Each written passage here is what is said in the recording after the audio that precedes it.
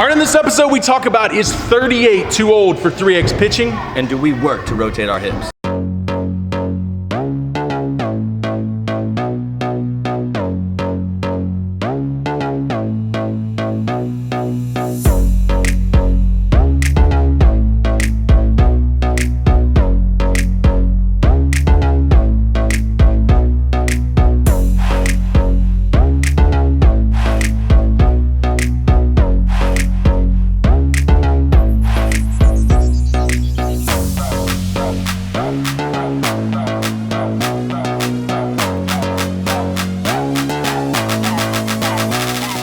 All right, Brent Portia, Stephen Godani here at the @TopVelocity #PitchTips show. We go to Twitter, Facebook, Instagram, @TopVelocity, #PitchTips, #BaseballTips. Ask your question, answer on the show.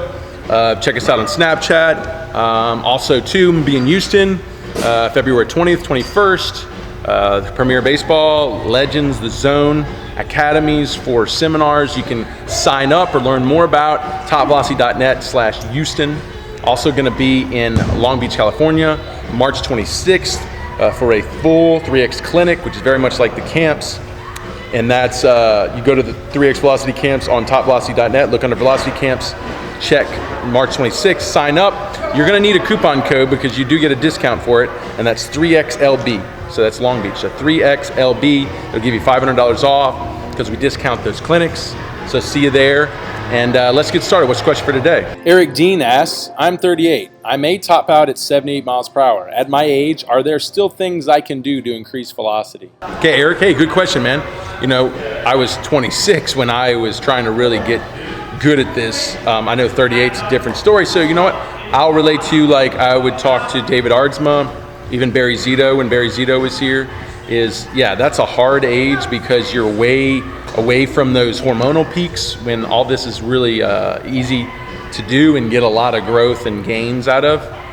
You're just gonna have to work harder. Unfortunately, that's how it's gonna work. But yeah, there's a lot of gains you can make specifically if you've never trained like this. That was the cool thing seeing David Aardsma, who came in here, you know, declining from a major league career, ball speed declining, and going through this kind of training that he had never done, this kind of Olympic training he had never done, and saw tremendous gains coming out of it. You know, him coming out of a season 86 and 89, going into a new season, you know, 91 to 94. So, you know, it was great for him to see that he kind of regained that youth. You can regain your youth, specifically if you've never trained like this.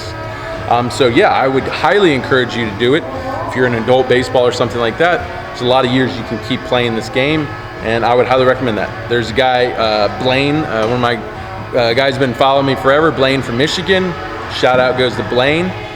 You know, he should send you some encouragement. He's in his 40s doing this, and he constantly is texting me, telling me how much he's lifted for the day, how high he's jumping now, how hard he's throwing. Okay, so I would highly encourage you to do it. And for example, there's guys like Blaine out there that would tell you to do the same. You know, there's a lot to gain, and he constantly talks about how he can't believe how much better he's gotten through doing this program in his 40s. So I think there's gonna be a lot of guys out there that are at your age or a little older that are doing it in this program. I've had guys come into camps in their 40s to do it. So it wouldn't be a rarity. We have guys doing that. Not as many guys. It would be cool. But yeah, you're gonna see a lot of benefits from it. The things you're gonna have to focus on is getting your strength under you. You know, you typically lose, like with David, we've worked with David, is you typically lose speed as you age. So the things that you can overcompensate with is strength. Now, strength doesn't convert as well to ball speed, but within strength, you can build in power. So you can build your speed on top of a lot of strength, and it gives you power. So you might not be able to build a lot of speed at your age, but you build a lot of strength, and with that speed, it gives you power, and power pushes a lot of force. You just have to understand how to use your body to get the most out of that force into the ball, how to multiply those forces, hip to shoulder separation. So, like I said, you're gonna have to work really hard. You're gonna have to build up some really serious strength, convert it to power, and then teach the biomechanic movements where we really accelerate those forces off the hip to shoulder separation, forward trunk tilt, external rotation. And if you're missing those movements, unfortunately, a lot of those things you're building in the weight room aren't gonna be converting as well. So it could be frustrating. So it's challenging. It's like David, when we went to our last pen just recently, and we really weren't where we wanted to be. But when we broke it down on film, we could see he was missing it biomechanically. His body is stronger than it was last year, but he's missing a lot of biomechanical pieces that we have yet to put in, that we're still going to put in. But you really have to do them all, specifically the older you get, to really see the true benefit. Young kid can come in here, he'll keep getting faster because he's still growing, and then he's getting stronger, and then the power is going up. And it's peaking so quickly, his body can more easily get a lot of force behind the ball without having to be impeccable with his biomechanics, and that they can just see a quicker trend in improvements than an older guy. It's going to be a little bit harder for you to do. So I would highly recommend you get into it. Just understand there's going to be a lot of challenges that come with it. So. Yeah, I think that's what's the cool thing about the Olympic lifting approach is as long as you keep getting your power clean numbers going up and your strength numbers going up, like you can really do it as long as you want to keep working out. You can keep making gains in your power, and then like Brent's saying, if you can biomechanically transfer it, you should be able to keep seeing some gains. I think another great encouragement for him would be Mike Weiss at Brute Strength, at 34 years old, has a 37-inch vertical jump, jumping like as high as guys at the NFL Combine are jumping. So that's awesome, man. If you're gonna jump into it, there's definitely a lot of gains to be made.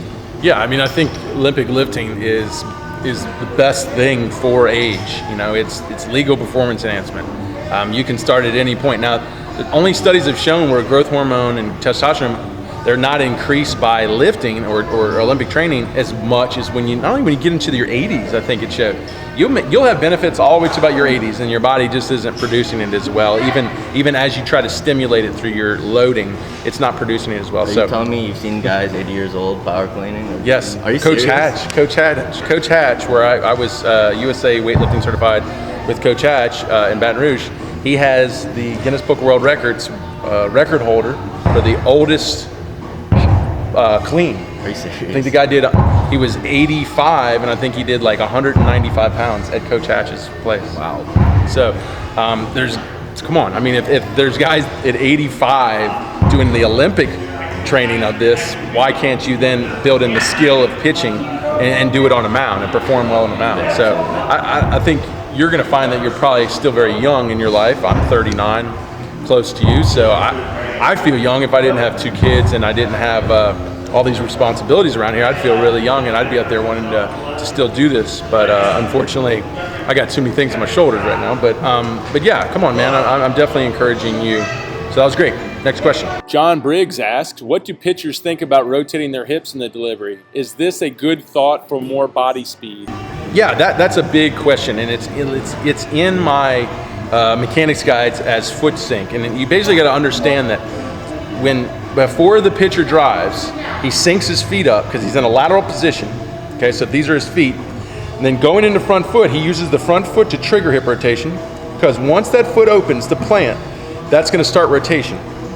And because there's momentum behind that opening of the front foot, things will rotate. So you don't have to think rotate your hips. Once the front foot opens, that's really what starts the rotational process.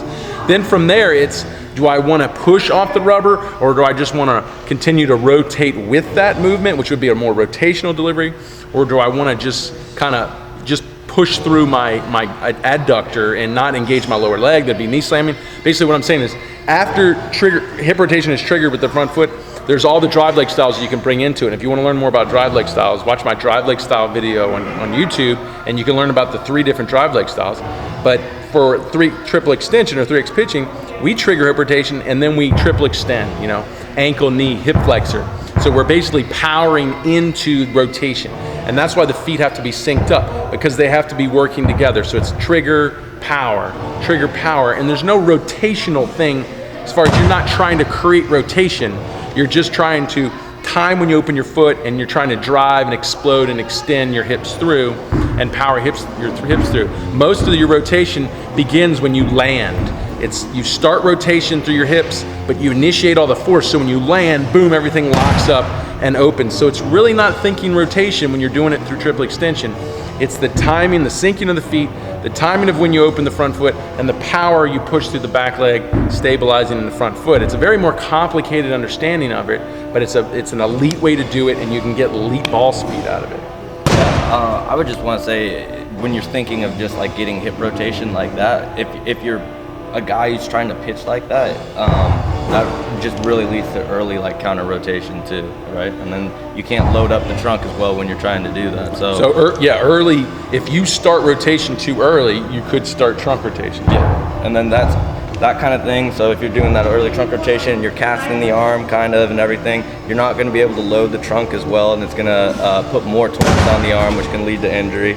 And then you're just losing a lot of velocity with the trunk. The trunk is huge for getting your arm to load at that last second, having a healthier arm path and not having your arm overwork.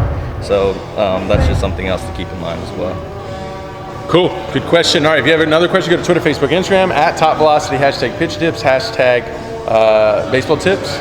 Also Snapchat, ask your question, we answer the show. Check out the 2X, 3X Velocity Camps. Sign up for those, go to TopVelocity.net under Velocity Camps, check out the 3X Velocity Camp. Those are coming up, and we'll see you on the next episode.